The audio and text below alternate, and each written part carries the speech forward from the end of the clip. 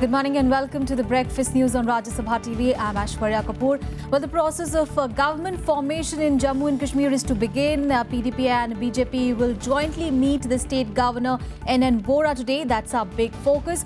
Also in the top international story, Islamic State, second in command, has been killed. We'll get you all the details on that as well. Let us begin with the other top stories in the headlines. PDP and BJP to jointly meet Jammu and Kashmir governors to stake claim to form government. Mehbooba Mufti to be the state's first woman chief minister.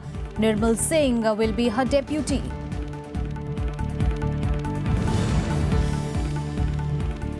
Deadline today over show cause notice by Speaker to rebel Congress MLAs in Uttarakhand under anti-defection law. Rebels to approach Supreme Court after High Court rejects plea on stay of notice.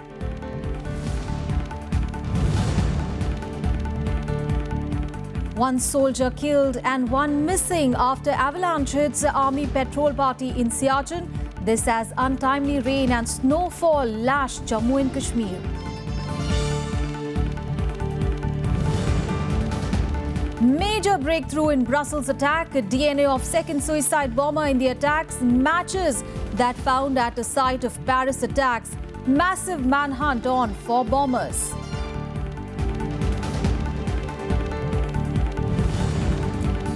And a double blow to the Islamic State. US confirms that outfit's second in command has been killed. This as Syrian army takes control of Palmyra from terror group.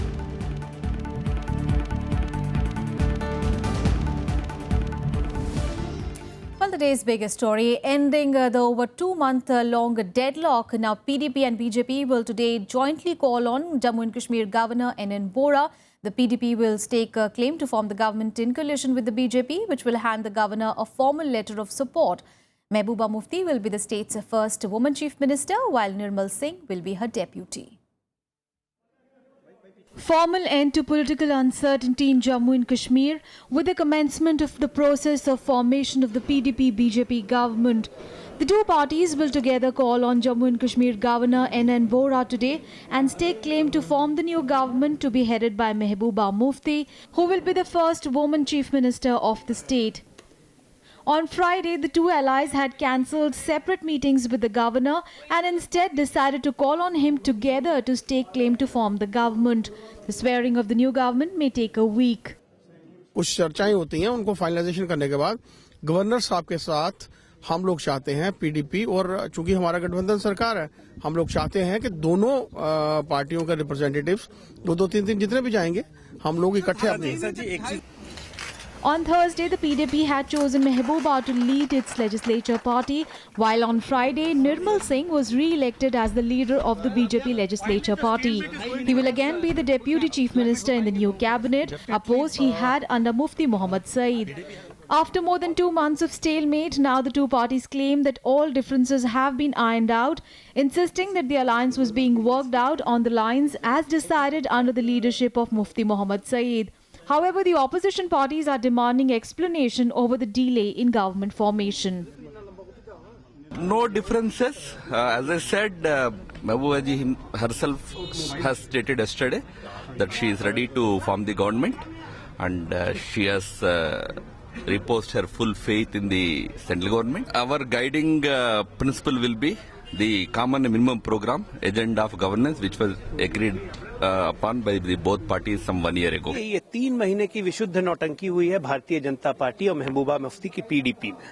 शुरू में महबूबा मुफ्ती की बहुत सारी demand थी जो BJP नहीं accept कर रही थी, फिर बीजेपी की डिमांड थी जो पीडीपी नहीं एक्सेप्ट कर रही थी, लेकिन पता नहीं क्या कुछ घालमेल समझौता हुआ और फिर दोनों सरकार बनाने पे राजी हो गए. तो ये मुफ्त की 90 दिनों की नौटंकी करने की क्या जरूरत थी? They owe an explanation to the people of state as to why the government formation was delayed for such a long time. Why did they not form the government immediately after the demise of Mufti Saeed? And secondly, what deal has been struck between the two parties? Jammu and Kashmir has been under governor's rule since early January after the demise of Mufti Muhammad Saeed. Mehbooba Mufti had refused to succeed her father, demanding that the BJP honour the conditions laid down in the agenda of alliance.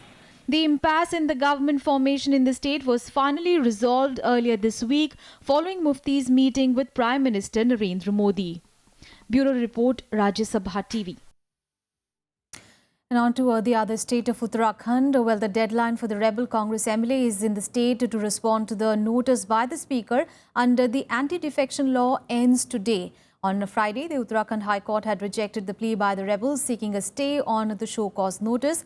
The Congress now faces a floor test on 28th of March in the state after 9 of its MLAs allegedly joined hands with the BJP in the assembly, claiming the Harish Rawat government had been reduced to a minority. The Uttarakhand High Court dismissing the plea by rebel Congress MLAs for a stay on the show cause notice issued to them by the Assembly Speaker. The deadline for the MLAs to give an explanation on why the anti-defection law must not be applied to them ends at 5 p.m. today.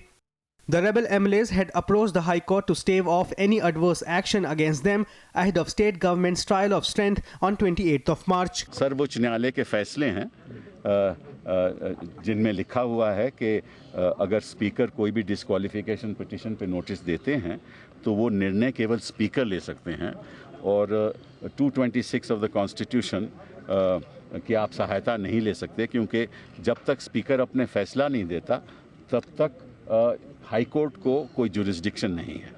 The court felt it was premature to intervene in the matter at this stage. Rebel Congress leaders will now approach the Supreme Court with their plea for a stay. The show cause notices were served to rebel Congress MLAs after they allegedly aligned with the BJP in the state assembly and claimed that the Harish Rawat government has been reduced to a minority. दल बदल की प्रक्रिया को जो बढ़ावा दे रही है और धन बल से, बाहुबल से, शक्ति बल से जिस प्रकार से विधायकों को अपने चंगुल में लेकर के भारतीय जनता पार्टी उत्तराखंड की सरकार को गिराना चाहती है, ये बहुत दुखद बात है. The Congress has accused Yoga Guru Baba Ramdev of playing a crucial role in the rebellion to benefit the BJP. Ramdev has denied the charges. कुछ विधायकों को उस तरफ मोटिवेट करने में बाबा रामदेव जी ने भी एक महत्वपूर्ण भूमिका निभाई है और हमारे विधायकों से संपर्क करके उन्होंने उनको जो है प्रेरित किया कि वो एक जो स्थिर सरकार है अमित शाह जी का और भारतीय जनता पार्टी के लोगों का साथ दें. कांग्रेस की बगावत से स्वामी रामदेव का कोई लेना देना नहीं है. आदरणीय सोनिया गांधी जी को, राहुल गांधी जी को अपना घर खुद संभालना चाहिए और जिंदगी में हमने कभी भी कोई पर्दे के पीछे काम नहीं किया. जो भी किया खुलेआम किया, जो कहा बेबाक कहा. While the BJP claims that the Congress has failed to keep its house in order, the Congress has got support from the left that says that there is a pattern in the BJP's attempt to destabilize elected governments in the state. Congress बेईमान है, कांग्रेस भ्रष्टाचारी है और अब तो हद हो गई है कि अपना जो विफलता है उसका ठीकरा कभी भाजपा पर फोड़ते हैं और कभी साधु संतों पर फोड़ते हैं. There is a pattern, there is a design that BJP is trying to destabilize non-BJP governments, elected governments in different states. Uttarakhand Governor K.K. Paul is understood to have instructed Speaker Govind Singh Kujwal to follow all constitutional procedures during the vote of confidence. This comes after BJP legislators approached him saying they have no confidence in the Speaker. Meanwhile, the 9 rebel Congress MLAs are at an undisclosed location in Jaipur, while the Congress has shifted all its MLAs to the Jim Corbett National Park. Bureau Report, Rajya Sabha TV. And now time for all assembly election related news in our special segment Verdict 2016.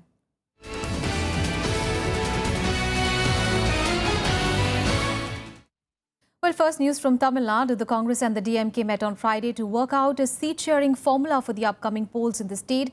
The talks, however, were inconclusive. Now, Congress's Ghulam Nabi Azad said that the allies are yet to work out the numbers.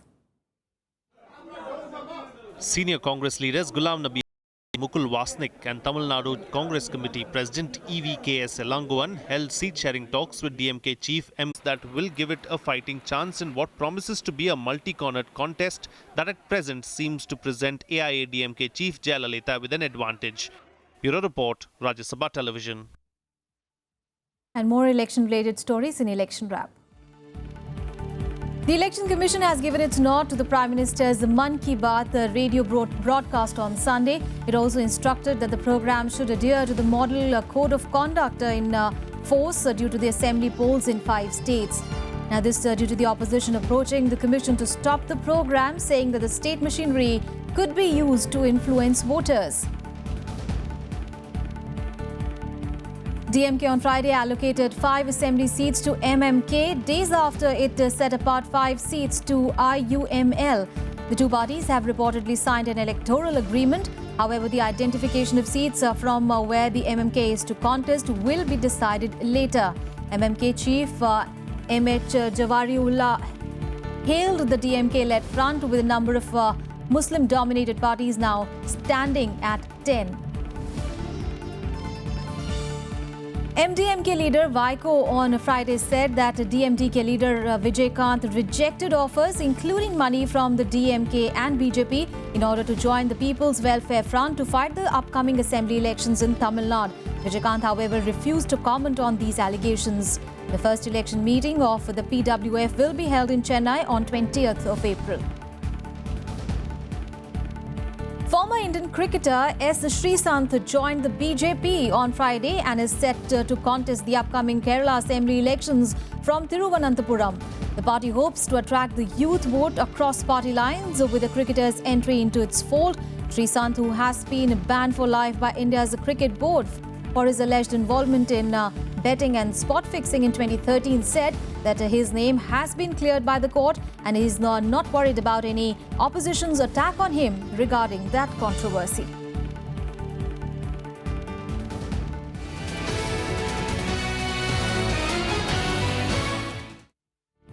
Well, moving on to some other news, and Bahujan Samaj Party Chief Mayawati has raked up the issue of reservation in private sectors and promotions. Lashing out at the Prime Minister on Friday, Mayawati asked Modi to rein in his party men and RSS for misleading statements on reservation. Mayawati said that people are now fed up with the rhetoric of the BJP leaders, particularly of the Prime Minister over the quota issue.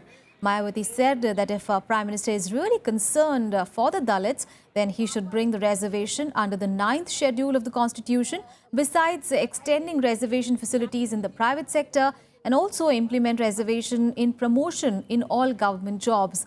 The former Uttar Pradesh Chief Minister also accused both the Congress and the BJP for not allowing earnest implementation of a reservation in the past 68 years.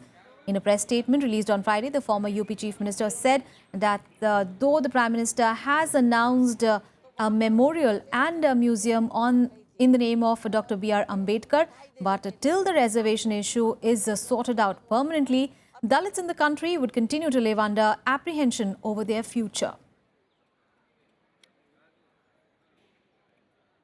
News from up north. Well, one army jawan has been killed and another has been missing after an avalanche hit the army patrol party in Siachin's Turtuk sector post on Friday. The avalanche hit the patrol party at around 8 in the morning in Turtuk area in Siachin, which is also the highest battleground in the world, and buried 2 soldiers under the snow. Lance Havildar Bhavan Tamang was earlier rescued in a critical condition, but later he succumbed to his injuries. Meanwhile, massive efforts are on to search and rescue the missing jawan despite the difficult weather in the area. The incident comes a week after a deadly avalanche in the Siachen Glacier close to the line of control, which killed 10 army personnel.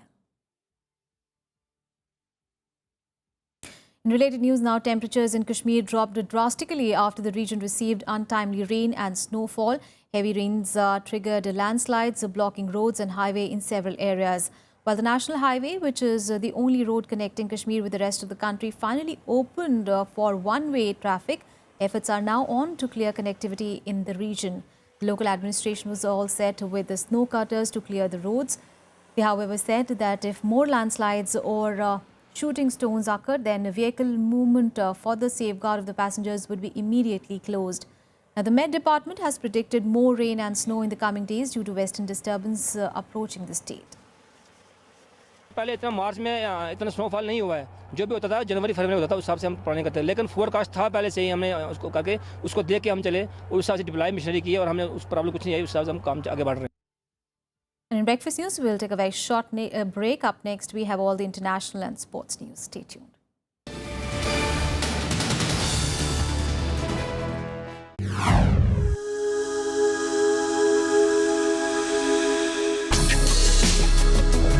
Tales that inspire. Stories of social change. A salute to diversity. Promoting public discourse. Events that motivate. Inspiring the innovative spirit.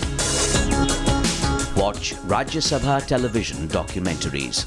Mondays, Tuesdays and Wednesdays at 10:30 p.m.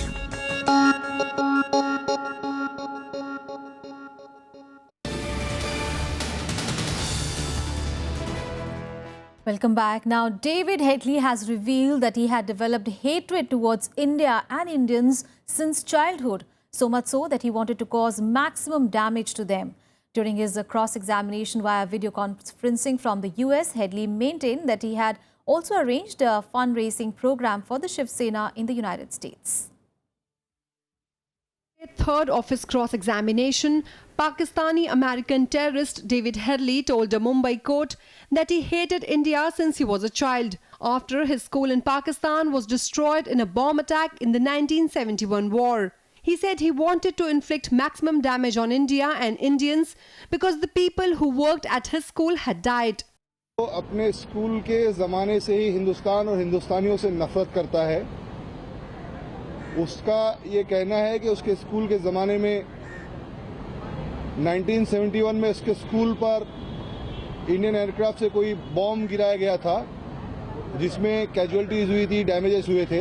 Headley also denied allegations that he was tutored by Indian investigators to name Ishrat Jahan as a militant. David Headley categorically denied that the name of Ishrat Jahan was not introduced by him at the instance of the NIA, but he also made it very clear that in the trial against Dr. Rana in USA, he did not disclose this fact because he was not categorically asked by the American prosecuting agency. In another big revelation, Headley told the court that he had arranged a fundraising program for the Shiv Sena in the US and had disclosed this to the LET. He revealed that he had planned to invite the then party supremo Bal Thackeray to the event. David Headley ने कोई नया खुलासा नहीं किया है. शिवसेना प्रमुख बाला साहब ठाकरे जी हमेशा पाकिस्तान के टेररिस्ट ग्रुप्स के हिट लिस्ट पे रहे हैं. उसकी बात को क्यों मान रहे हो? वो जो कह रहा है कि उससे प्राइम मिनिस्टर मिला था, मैं उसकी बात को नहीं यकीन करता. वो कहता है कि पहले उसने कहा कि इशरत जहां के बारे में बोला था, वो बदल गया, तो अपराधी गवाह हो गया इस देश का. They are doing something for a cause. They don't realize that they are an imploding nation and that they are causing the maximum damage to themselves. But these specific questions which I asked deserve to be answered, but I am confident that we'll receive only silence as the answer. David Coleman Headley, who turned approver in the 2611 attack case, is being cross-examined by the lawyer of Abu Jundal, another alleged key plotter of the 2008 terror attacks. During the course of his cross-examination, Headley told the court that in December 2008, the then Pakistan Prime Minister Yusuf Raza Gilani visited his house when his father died. Bureau Report, Rajya Sabha TV. Big international story now, and massive manhunt continues for the Brussels suicide bombers.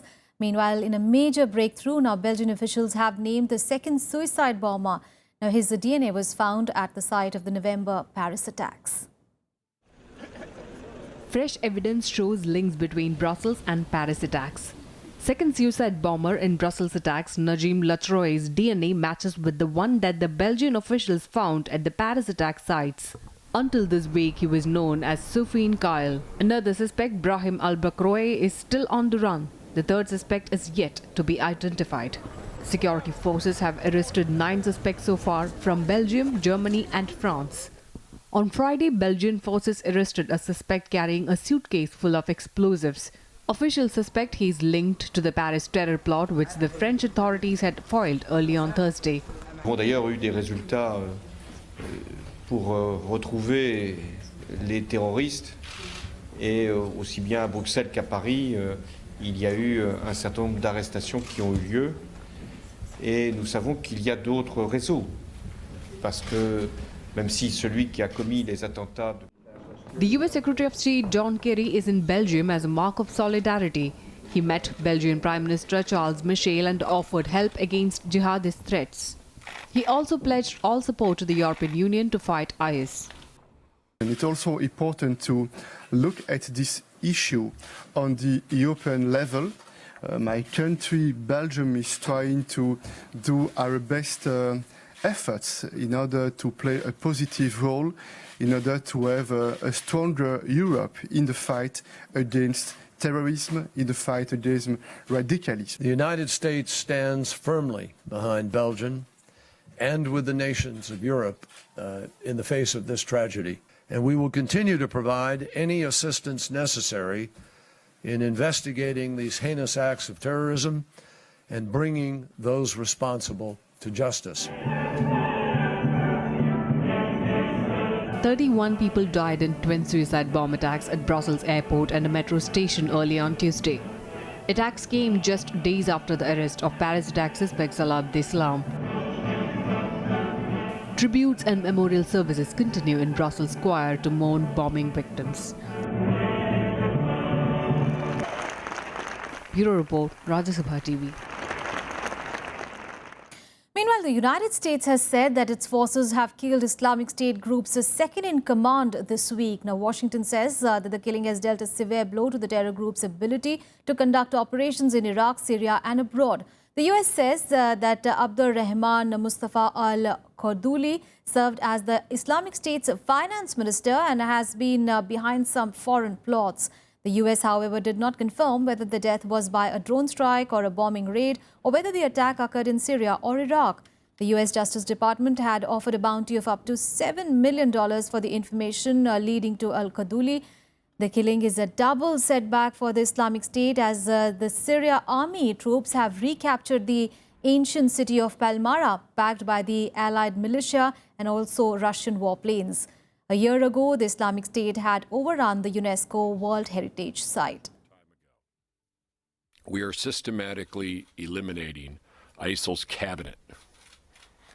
Indeed, the U.S. military killed several key ISIL terrorists this week, including, we believe, Haji Iman, who was an ISIL leader, senior leader, serving as a finance minister, and who also is responsible for some external affairs and plots. This is the second senior ISIL leader we've successfully targeted this month, after confirming the death of ISIL's so-called Minister of War a short time ago.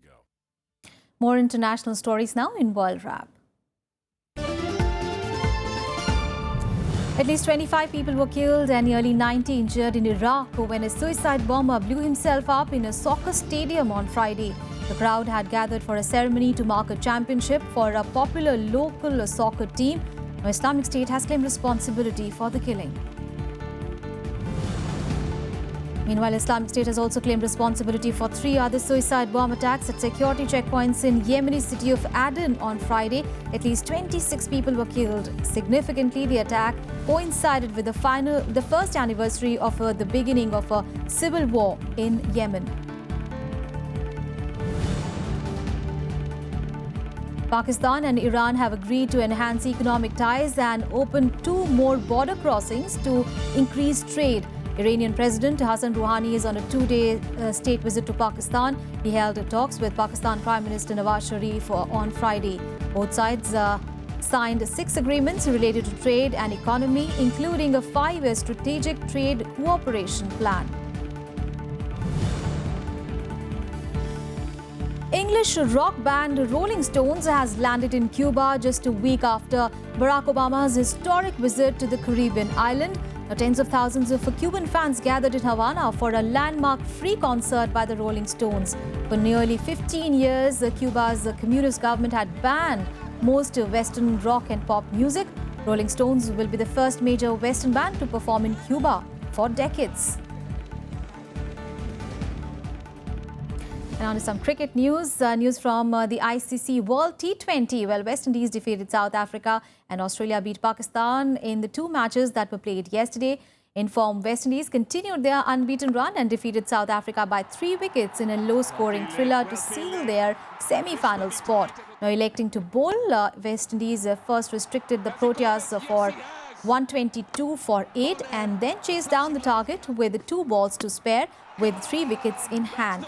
Now, chasing the target, Windies dealt a severe blow in the 5th ball of the innings when Chris Gale was cleaned up by a late-in swinging delivery from Karjiso Rabada. Marlon Samuels was named the man of the match for his 44. West Indies has become the second team after New Zealand to enter the semis. In another match, Pakistan has been eliminated from the tournament after their defeat against Australia by 21 runs in the Group 2 fixture. In a high-scoring game in Mohali, Shane Watson, who has already announced his retirement, was in fine form as he and Smith put on 74 runs between them. Smith scored an unbeaten 61, while Watson's quick 44 off just 21 balls helped Australia post a total of 193.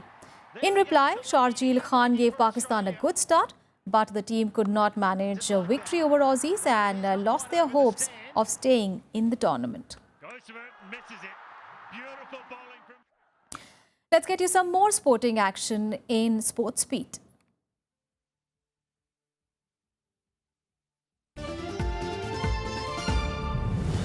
Indian tennis ace Sania Mirza and her Swiss partner Martina Hingis won their opening round match at the Miami Open. Women's doubles top seed, the Indo-Swiss partner moved past Spanish-Romanian pairing of Lara Arnabarena and Raluco Olaru 6-0, 6-4. On the other hand, it was the curtains for India's Rohan Bopanna and Florin Merigia as they were ousted from the men's doubles competition. Former world champion Vishwanathan Anand suffered a defeat against Hikaru Nakamura of United States in the 12th round of the candidates' chess tournaments. Anand now needs a Herculean effort to stage a comeback in the tournament.